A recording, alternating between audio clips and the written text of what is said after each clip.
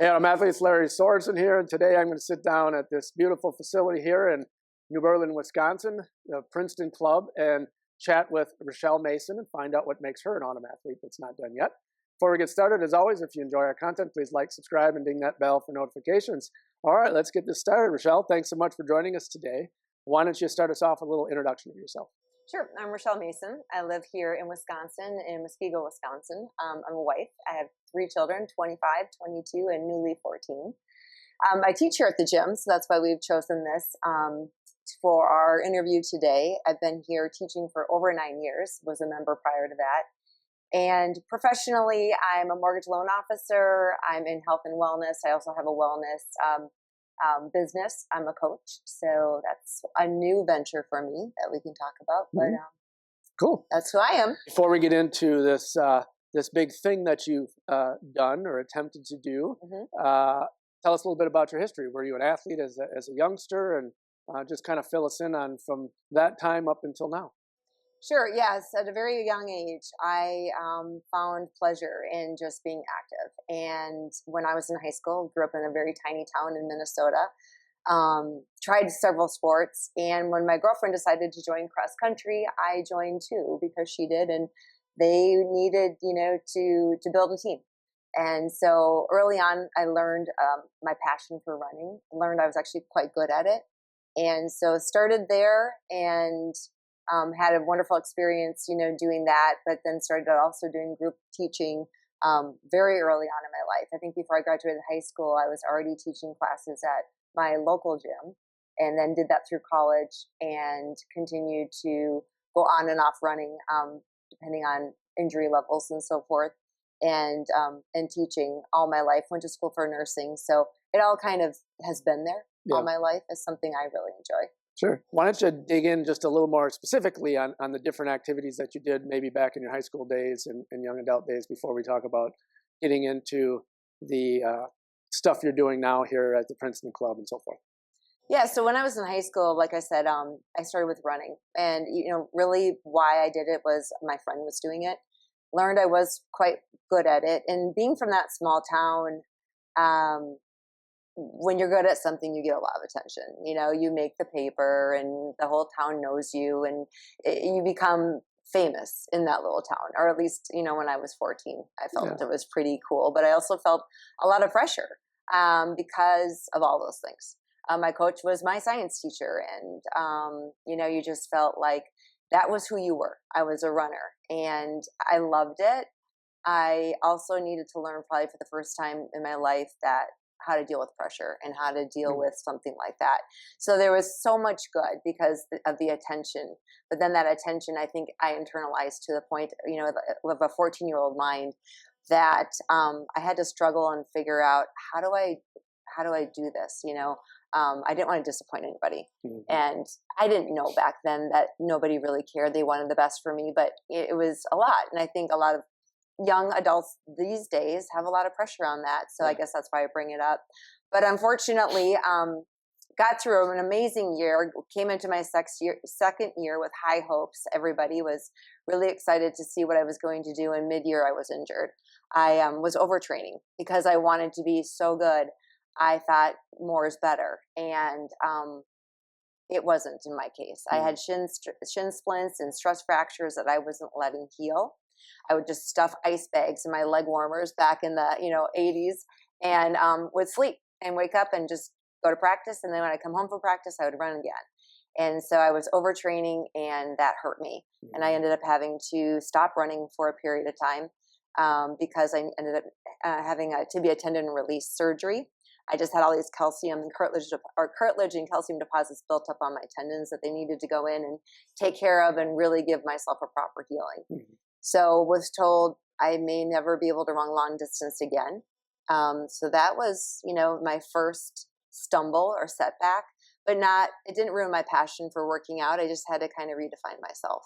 So that was, I think, my first learning in regards to just that whole balance of training and healing. So then as an adult in your 20s, 30s, maybe 40s, what did you do for physical activities throughout that time? I stuck with the group training, just kind of did a lot of different things. I never became something different and maybe like an organized sport, but I got into becoming an instructor and just learning all the benefits of exercise and helping others like find that benefit too, because I already had it. And so I did that for a very long time. And then I dabbled again with running later on, probably my late 20s, and found that I could run long distances and that they were wrong. I was feeling good. And then started to focus on, well, how far can I go? You know, back in high school, you're running, I think for females at the time, it was like a 2-mile run or race. And so I started doing long distance and did 5Ks, and then I did half marathons, and then I just did my first marathon. I was actually 38, I believe, when I did my first marathon, and that first marathon qualified me for Boston. So, yeah, it was an amazing experience, and I found that identity again of, yes, I can say I'm a runner. You know, I felt proud to come back and recover from all that. You remember what that qualifying time was? I was doing under 8-minute miles. Okay. So at that time of 38, I think I needed to be below a certain point, and I was 10 minutes faster than I needed to be. Okay. I wasn't at that time. My goal was not to qualify for Boston. It was more of, can you do a marathon? Yeah. It was that why. As somebody's like, do you think you could do a marathon? And that curiosity had me try. And I was, of course, looking at pace, but it was not a goal of the day. And it was just weather, perfect conditions, felt great running, and I just PR'd it. Yeah. And then found out I had to run the Boston, and I thought, oh boy, I don't know if I want to do this again, but it's the Boston, you have to. And I did. I ended up having my last child, my 14-year-old now, had him in between. Because, you know, again, I was like 38. And then right after having him, I had 9 full months to train, and then I ran the Boston in 2012. Okay. Let's fast forward to now. So what are you doing now? I know you're doing some coaching still, instructing. Yes. Tell us a little bit about that, and then also what you do for your own personal training. I stick to the whole wide variety activity. I love doing so many things. There's definitely things I don't like doing, and I just don't do them, but the list of things I do like, luckily, is very large. So outdoor activities of any kind, especially if it involves water, paddleboarding, you know, hiking. I love hiking. We live on a lake, so anything, like I said, that involves water or just being outside to do the activity is always preferred. Yeah. But I just like challenges. I love trying something I haven't tried before, and then just seeing how far I can go with it. Break down a workout that you would do, one. So just kind of add to that. And then how do you approach your diet and nutrition to go along with that to stay as fit as you are at 53? I mix up my workouts, because one thing I've noticed is that whatever you do, I don't even care if you're training for a marathon, your body adapts. And so, you know, if you want to keep improving or seeing, you know, new things happen with your body, improvements, let's say, then the best thing to do is kind of introduce new things to it. And maybe even if you use the example of running, like this morning, for example, I ran around our lake, which is about 6 miles. But instead of running, I did like the sprint interval. And what that does for you is it kind of causes like a HIIT type class. And so you're challenging the body with that roller coaster of heart rate variability. And so you're not just in this pace that your body's like, I'm used to this, I know this. You're actually, you know, exerting yourself to your limits of that day. You're going hard for a certain amount of time, and then you walk it out and repeat. So for me, I like doing things that kind of introduces a new challenge to my body. Yeah. I'm always in some kind of constant soreness. I do heal now. I've learned from that, but there's always, my body's kind of going, oh, that was new. Yeah. And so you know, another example of what I'll do is I'll have maybe a cardio day where I'll throw in some kickboxing and then, you know, do calisthenics. I'm a very big calisthenic person. I love free weights. Free weights for me are making your body stabilize you while you're working a particular muscle. So instead of hopping on a machine that kind of supports your body, if you have a free weight, even just doing a bicep curl, well, your core's got to tighten, your legs have to support that, your chest has to. So when I teach, I often teach with things that are very practical in the day in life, and your body needs to learn to work with whatever that resistance is. Yeah. So then how do you feel yourself? Nutritionally, I always really focus on clean. I don't get deep in the weeds. I do kind of mindful eating. And so I'll just tally up like kind of what I've done that day to pick, like, if I'm still hungry, what I'm going to have next. I like intermittent fasting. That works really well for me. It always has. I have that body type where I can wake up and go very long without food. And then I'm more of a night eater, but in the end, I usually intermittent fast about 16 hours a day. Mhm. I drink lots of fluids. I don't do soda. I kind of try to stay away from foods that are not natural, meaning if it's been processed and developed, then I try not to eat it. But I like those foods. Yeah, Sure. sure. I mean, I like pizza. I like chips. I like, desserts. Yeah. But it's just modify there. You're 53, you've got 3 kids, you got a Mhm. career, you're training, you're also coaching. Uh, how do you fit that in, and how do you get the rest you need for recovery? What I do is plan. I plan my whole week out. I'm still paper calendar in a lot of ways, especially when it comes to me. And so I know already what my tomorrow looks like. And that works well because then I don't have to wait. And then I don't have to decide, okay, I can work out now. What am I going to do? So like I knew yesterday before I went to bed what my day was going to look like. And I purposely got up at 5 this morning to get that workout in because my day was pretty full. Yeah. But I don't do that every morning. But every day is different for me, which I like, but I have to then plan. So consistency is always best for most people, but that doesn't work in my life. So then for me, what I do is plan ahead.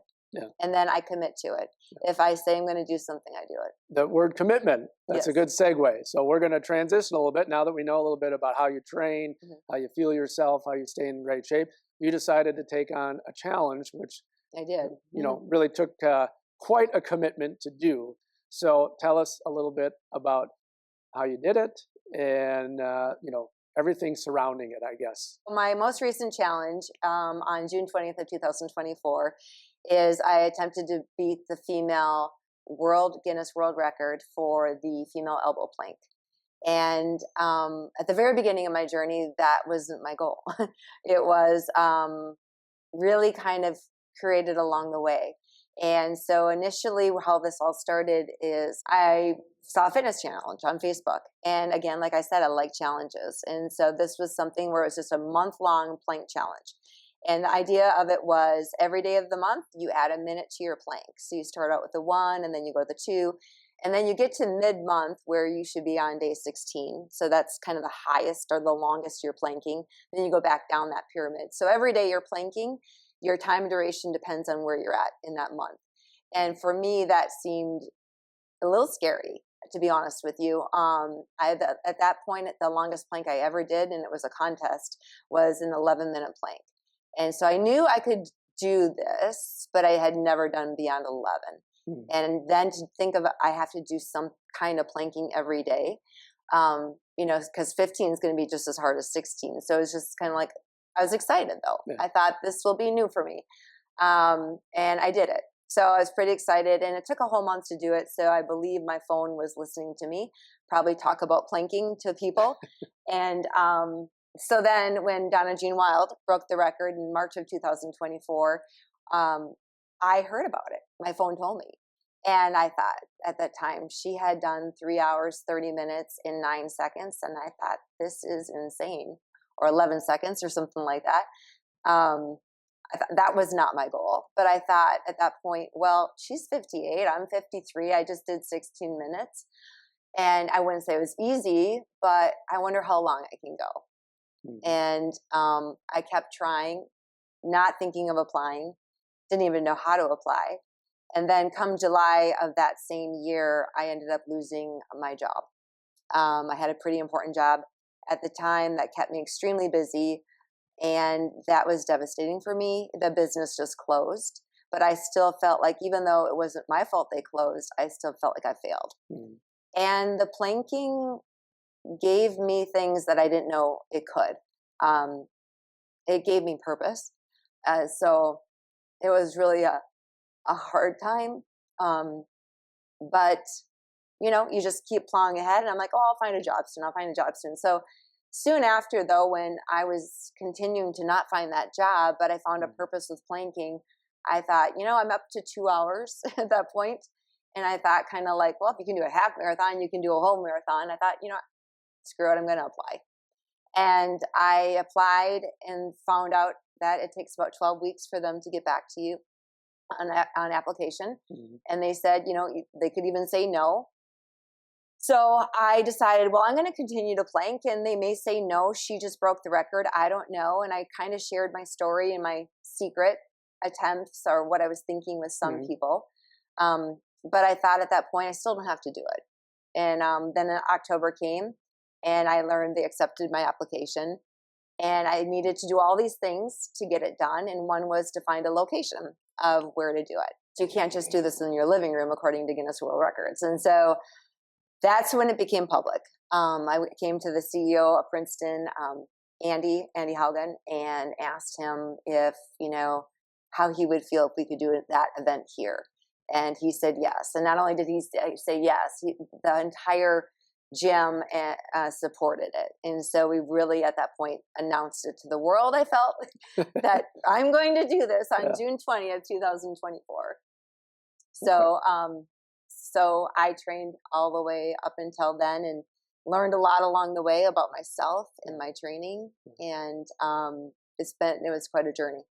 Tell us a little bit about the actual training experience, what you did, and then is there cross training for planking? I don't know. Or is it just planking? So tell us about that. That's the thing, is if you run a marathon, you can just Google, give me a plan, and you can have options of plans that work in your schedule. And that's what I did with the marathon. But with planking, there's no plan. You just plank. And so I came up with a plan, because you need a plan to do big things like that. But I didn't know if it was going to work. I also referenced, okay, there are videos out there of current plankers that have the current records. And so I looked at Donna's video. I looked at the men's videos, and I learned things of what they were doing. Sometimes they didn't say, but I would watch them and just kind of studied them. And one thing that Donna said that she did is she did a lot of push-ups. I'm like, that makes sense. They were all barefoot. So I'm like, that makes sense. Just the little things about what they were saying or doing. But they really didn't share their whole training regimen. So a lot of it was learn as you go, and just, do that and be flexible to allow yourself to change if it's not working. Yeah. And so what I did learn as I went is every time I planked, I kind of assessed my body and figured out what's hurting the most, because whatever's hurting the most, can I strengthen it? And if I need to strengthen it, how am I going to do that? Mm-hmm. So definitely added push-ups into my regimen. I added side planks to increase my oblique strength. I did a ton of rowing to increase my lower back strength, and just focused on my lower back when I was rowing. I did a lot of just leg and strength, because you're using everything. I learned, more quad than I thought. Then I also stretched out the areas that were just supporting it. So, for example, my hamstrings were always on fire. My hip flexors were always tight. My lower back was always sore. I did massages every other week. I was open to seeing chiropractor as needed. I did a lot of grounding healing, did hot tubs with jets shooting on areas that, were sore, and just rest, lots of rest. Yeah. When you're doing these long planks, Mm-hmm.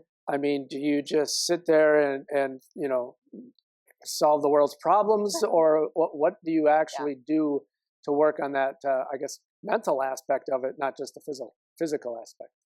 Yeah, so we talked physical only, but the mental was the bigger part that I really, really needed to work on. You need a distraction. You cannot watch the clock. And then you needed to mindfully change your perception of time, if that makes sense. So a couple of the things that I did is I learned very quickly that watching things or reading things did not work for me. Just physically, and then just visually, it would get blurry. You'd get frustrated. So I started to listen to everything. And when I say everything, I kind of created a sequence where I would have a fun books that I just read for pleasure, on hand, on Audible, of course. Mm-hmm. And then I would have music, and then I would have motivational books on hand Audible, of course. And the only thing I would physically do is I also did Duolingo, which allowed me on my device, I could swipe by using fingers. And so I was teaching myself Spanish. So I kind of created a sequence where I would do a chapter of a fun book, and then I would pause and do some music for like 3 songs, and then I would pause, and then I would do a Duolingo lesson, and then I would do a motivational chapter, and then I would repeat. Mhm. And that, if you did one whole sequence, it seemed like it would take in some cases an hour. And it really helped, because by the time you were kind of sick of the book and you were starting to get a little bit, like the distraction wasn't helping, then you'd flip it, and then a song would come on, and I created a playlist that had a lot of motivational music. And the Duolingo, you're thinking, you are distracted, so that really helped me do that. And another major thing I did early on is I learned how to chunk time. So for me, I got to a point when it became over 2 hours where I increased my time 10-minute blocks. And that's what I called them, is every 10 minutes was a block. And so when I had to think about my time for that day, like let's say that day I had to do 3 hours of planking, that was for me 18 blocks. So that seemed more doable than 3 hours. Yeah. And then when I would look at the clock, let's say I was, halfway in, I'm like, oh, I only have 9 blocks to go.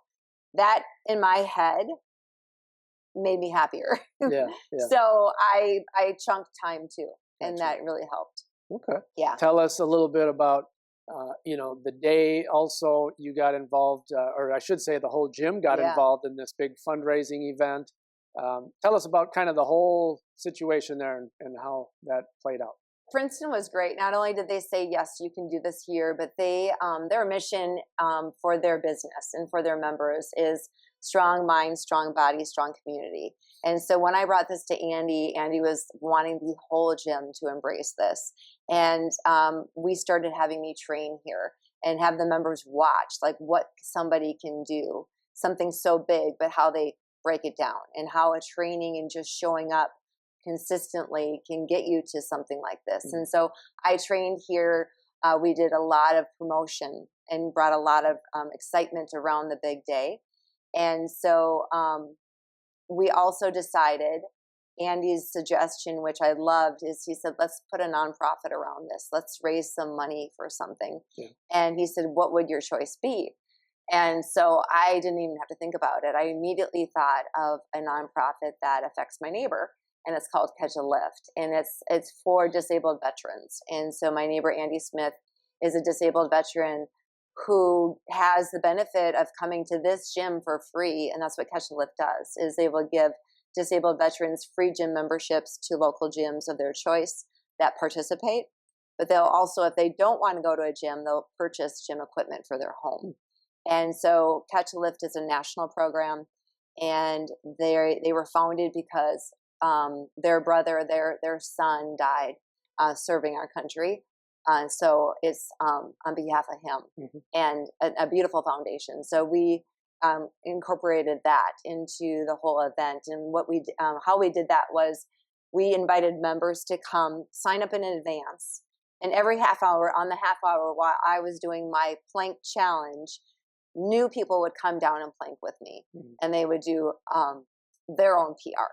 So whether it was a minute or 30 seconds, or they've never planked, in some cases, I think our longest planker out of the group was 20 minutes, which is quite amazing. We had over 200 plankers that day. And then at the end of the day, we ended up raising over $20,000 for Catch a Lift. So it was pretty cool. Yeah. You put together this really cool little video package of kind of the whole experience. So let's just take a second and check that out. Take a watch.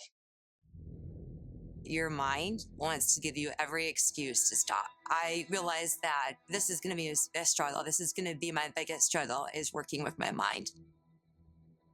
I was making it, feeling good, feeling really strong. And then hour 3 approached. And that's really where things started to change. At first, I felt some numbing in my left arm.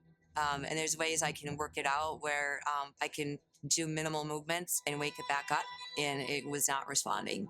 And so a little bit of panic set in. So when I realized that I wasn't going to be able to revive my arm, I needed to just calm myself to get through this. And at that point, that's where I thought of our neighbor who's the veteran. And I knew what he had gone through was much bigger than anything I was dealing with at that time.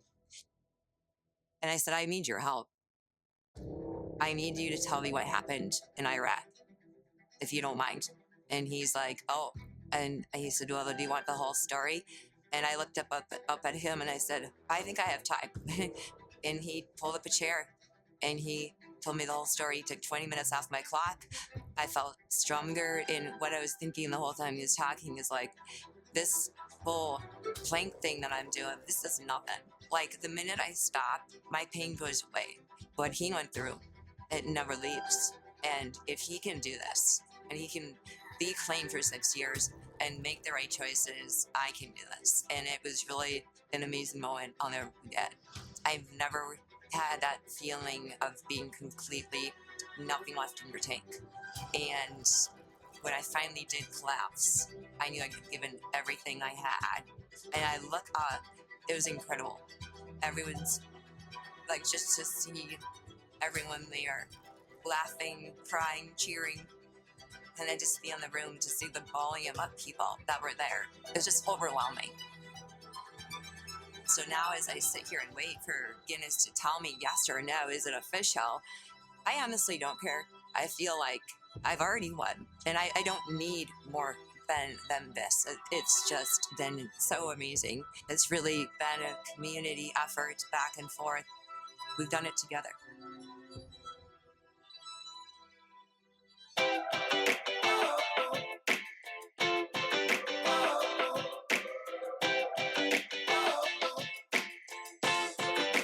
Everything coming up roses.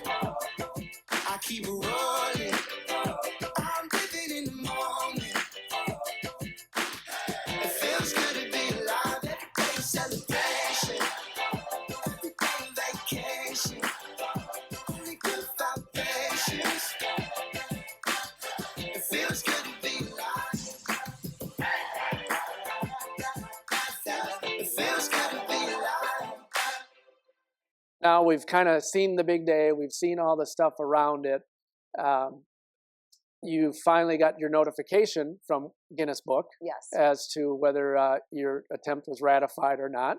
So tell us what happened. Just like application, it takes 12 weeks to find out. You have to submit everything on what they call proof of evidence into the Guinness to officially say yes or no. And unfortunately, they did say no. Okay. So, and in all honesty, it was heart-wrenching to hear. But I knew that day, in watching, I'm not, people that had come to see me know this, and the video does show some of it, but you have your training days and then you have the day of the event, and you hope that you try to recreate everything you did in training. But some days they don't go that way. Yeah. And so on hour 3 of my day, my left arm decided to not participate anymore. Yeah. And during training, body parts would go numb. My feet would go numb, my arms would go numb, my fingers would often go numb. And I learned ways to kind of revitalize them. You can shake them out, but there's things that you can't do. You can't pick up an arm. You can't drop a knee. And so I was really trying to wake up my left arm that had decided to go numb about hour 3. And I must have just been on a nerve that I could not get to by the little things that I was allowed to do. Yeah. So I had to just fight through it. And so I did. And during training, I had hit 5 hours about 8 different times. So going into that day, I felt very confident that I could hit 5 hours. But on hour 3, then going into hour 3.5, my goal changed. And I thought, just get to it. Yeah. Just get to it. You've done all this work. Fight like hell and just do what you need to do. To wake up in the morning and go, you did everything. So it was pretty ugly. I definitely broke form. And I knew it when I was in hour 4. I just was fighting so hard, and this arm was giving up so much that there were times where I thought, ooh, I don't know if you're still in that form that you need to be according to Guinness to have it qualify. Yeah. But it was that or fall. Yeah. And I truly believe that. And when I started this whole adventure, it really was never about like getting in the book. You know, it was like the goal, like, or my objective. And it gave me like an end in the sight. Like it was like the finish line. But, you know, if you asked me, you know, why are you doing this? Yeah. Or, you know, is it hard to get up at 4 a.m? Yeah. Or, you know, any of it. It was not the book. Yeah. So, you know, the next day, without even knowing what Guinness was going to say, I felt at peace with everything. Yeah. And I didn't know they were going to say no. I didn't know exactly how they were going to review it, but I won, you know. Yeah. I really felt that I accomplished what I wanted to, and it didn't really matter what they're going to say. Yeah. So I just I'm okay with it. Yeah. Yeah. Even though there's tears, it's not disappointment. It's just you know, being proud. Yeah. Yeah. The commitment not only from you but the family and everything else. So you know, it's always tough when you have all that support and everybody wants it for you, you know, and then something happens, you fall a little bit short. But you know, you really didn't fall short. But you know, it's one of those things where you. I actually interviewed someone that said something really cool. They said, you know, you can't win the gym every day, right? You know, and it's kind of like that. And as a track and field guy, and you know, even a marathon runner, you know, there's days where you've had your best training, you know, your best month or two of training, and then the day of it, you just know like something's not quite there. It's not going to happen, you know. In your case, obviously, you fought through it, and you knew halfway through like this is not this is not going well. But you give it what you can, you know, and you try to support all the people that supported you. Right. Which is kind of a weird thing to say, but no, that feeling is there, you know.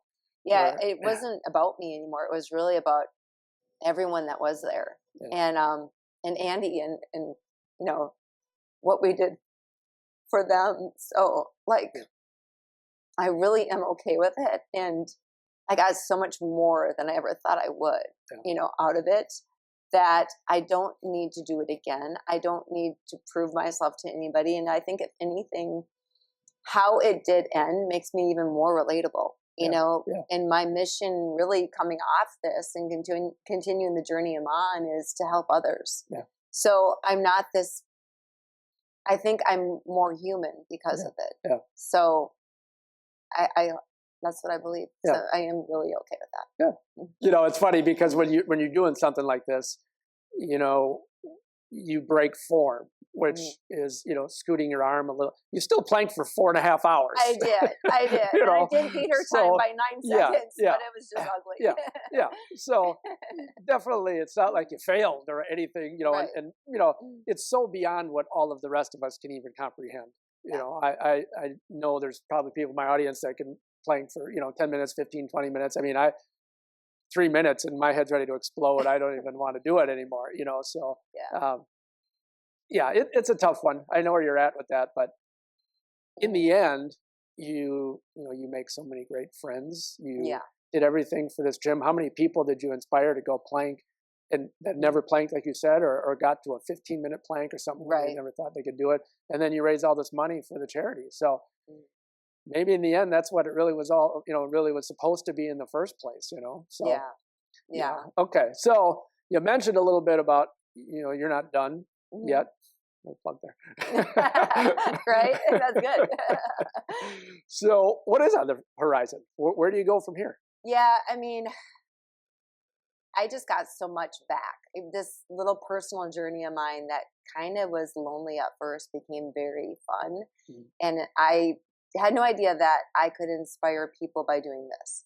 And that's why I'm here. That's why I teach at the gym, is to help others find, their goals or their purpose or their confidence, or just enjoy life better. And so I found a new way to inspire people, and it's not to continue to plank, but the wellness coaching is something I'm very excited about, and it's always been around me.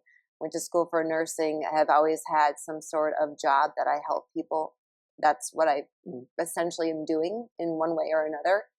And this is where my passion is. And so I'm writing a book right now to talk about that journey among other journeys I've had, and how I got to those goals and accomplished them, and also times when I haven't. And so the book is about, if you're somebody who wants to do something and you don't quite know how to do it, you're a perfect candidate for that book. And then the wellness coaching is the same, but it's a live version of me, and helping you figure out what you need to do, not me telling you, but, that wellness coaching is about, partnering with somebody and having them figure out how do they get to where they want to go. And it doesn't need to be always physical. It can be professional. It can be in many different ways about looking at it. Wellness is wellness. So it's not just health and nutrition, but it's mind, body, and spirit. Yeah. Two things. One, when do you anticipate the book coming out? And then secondly, you're talking about this coaching and stuff. Is there a place that we can find you online, or are you doing something there where folks can reach out to you? Tell us how to do that. Yeah, sure. So right now we're looking at a publishing time of February of 2026 for the book. And so definitely feel free, with the contact information you're going to get, to reach out to me if you're interested in being alerted to that notification when it's ready. Very excited about that. And then the wellness coaching, that has begun, and the business is called Rise and Begin. And it's really around the whole philosophy of just starting and not knowing exactly where that journey is going to take you, which is a great example with what I just described in my plank experience. But knowing you're going to go somewhere, and it's going to be a better place. And so Rise and Begin, the company, if you want to get a hold of me and talk about that, my email address would be Rashelle@risebeginco, as in company.com. We'll post all of her social medias and contacts in the description below, so go ahead and check that out. All right. Well, Rashelle, I want to thank you so much for joining us today. Let us know what makes you an Autumn athlete that's not done yet. I'd like to close up by giving you the floor to just give our audience some final thoughts. Final thoughts are, really just the whole philosophy of where I'm going is the just start. I've done many things, and I've never had, at least on the physical level, had a hesitation to try something new. I have the benefit of that, but I know there are a lot of people out there that are afraid to try something new. And I think the best advice, if I had to say it very shortly, is trust it. There's something instinctually telling you that you should at least try. And it's okay to try and fail and try and not like it. But if you don't try and you don't just start, you're never going to know. And there's no benefit in that. Yeah. Rashelle Mason, she is definitely an Autumn athlete that's not done yet. Remember, keep moving, set your own goals, and train hard to achieve them. Thanks so much for watching, and we will see you next time. Thank you.